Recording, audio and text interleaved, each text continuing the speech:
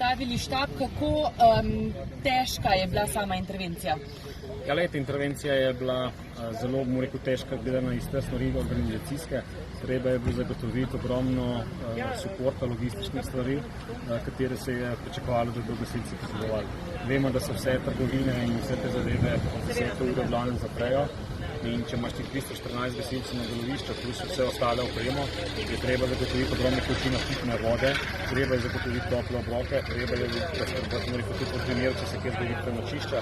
In na to smo se pripravljali nekako do 12 ure zvečer, da smo se to zagotovili in mislim, da so bila zelo dobra stvari se bila organizirana. Gasilcev je bilo več kot 300, kaj pa policistov?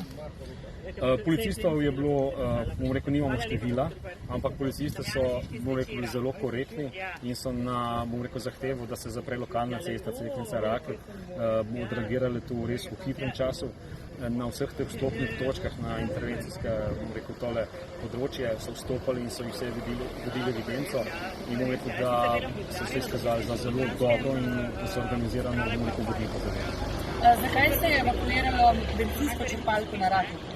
Ja, bencinska črpalka na Rakeku, vemo, da je tukaj oddaljena dobrih, 800 metrov in ko smo dobili informacijo, da je možnost eksplozije in so se tudi na začetku eksplozije pojavile, vemo, da je bencinska črpalka šibka točka in ne moramo se privoščiti, da bi še imeli novo požarišče in zato smo se odločili in evakuirali črpalko.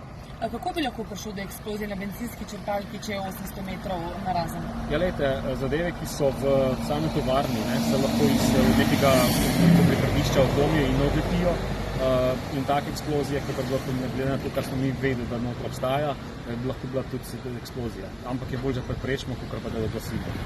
Kako je z vodo? Neki, kako se reče, zajetja, smisel zajetja. Da ne bi plini uhajali v vodo, nekaj sem brala.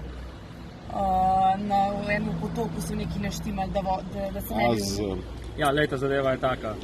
Mi smo evakuirali tudi, aktivirali tudi enoto za nevarne snovi kovidno plastika Lož, katera je z Inštitutom Jožef Stefan, ki ima mobilni laboratorij, delala vzorčenje.